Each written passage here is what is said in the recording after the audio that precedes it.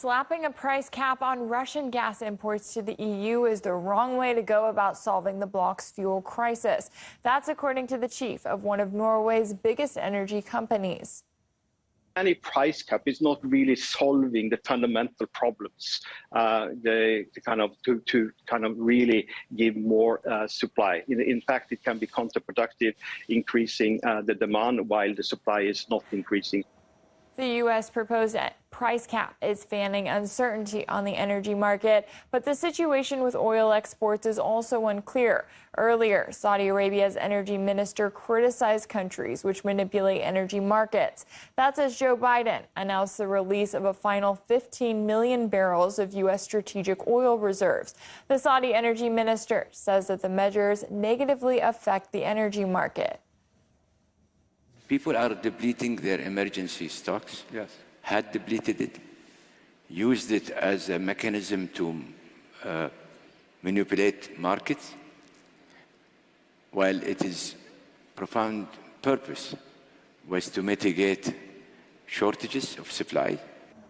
U.S. officials are frustrated over Saudi Arabia's decision to cut oil output by 2 million barrels per day from November as part of the OPEC Plus group's plan.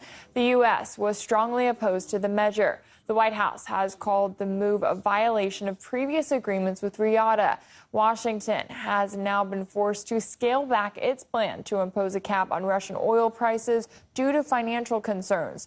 Plus, U.S. Secretary of State Antony Blinken said Saudi Arabia's recent support of a UN resolution condemning Russia doesn't compensate the production cut, pointing out that the decision doesn't serve the U.S. interest.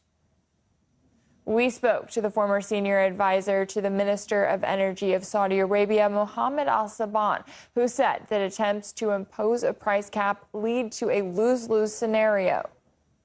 First of all, I think the price cap will intensify the problem in the United States. Price cap means that you are not going to buy oil from domestic and foreign producers.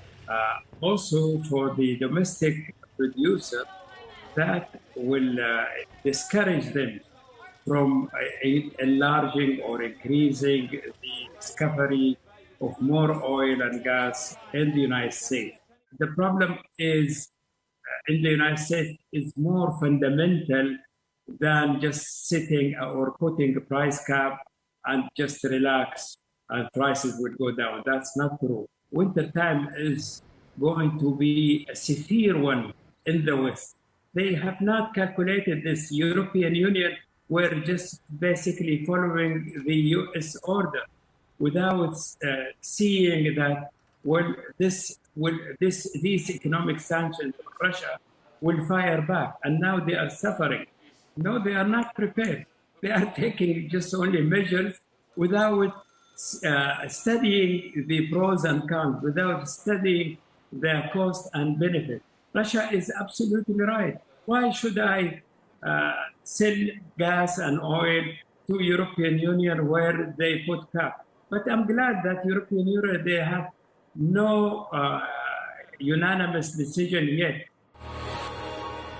The Biden administration is facing fresh criticism over its failure to curb the shortage of diesel fuel, with supplies shrinking to their lowest level in more than a decade. Authorities reportedly have no solution in sight, as RT's Caleb Maupin reports. Well, we're in the middle of this diesel crisis. Now, at this point, from what we understand, there are only 3 weeks left in the supply of diesel fuel. And now we have Mansfield Energy speaking up. Because conditions are rapidly devolving, at times carriers are having to visit multiple terminals to find supply, which delays deliveries and strains local trucking capacity. Brian Dees, who's from the White House Economic Council, the National Economic Council Director, he has said that all options are on the table in order to deal with the crisis of diesel fuel and the shortage. Now, at this point, we have the American Automobile Association. They've given numbers to show that roughly the price of diesel fuel in the United States is around $5.32. Now, that's a 50% increase from what it was last year at this time. Now, the crisis related to diesel fuel cannot be separated from the situation internationally, and specifically the situation regarding Russia. Thanks to the Biden administration's religious war in Ukraine, this country is about to run out of diesel fuel. According to data from the Energy Information Administration, by the Monday of Thanksgiving week, that's 25 days from now, there will be no more diesel. So what's going to happen then? Well, everything will stop. That means trucks and trains and barges all unable to move. Farm equipment will shut down. There will be no deliveries because there will be no trucks. There will be no diesel generators.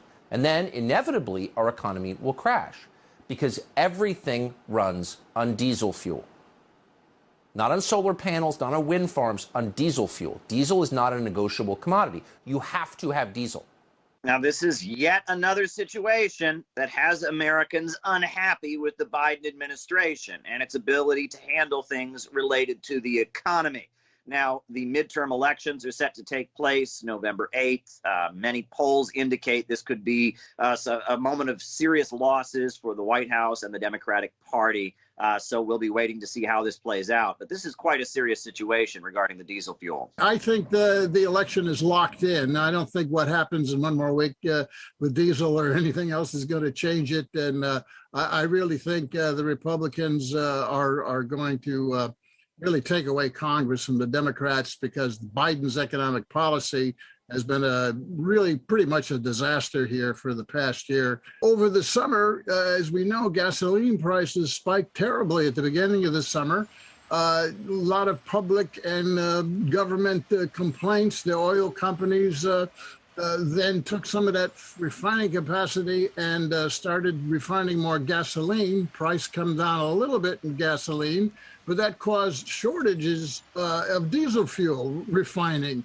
So now they're going to have to switch back and produce more diesel fuel, and that will mean less gasoline, and prices will go up there.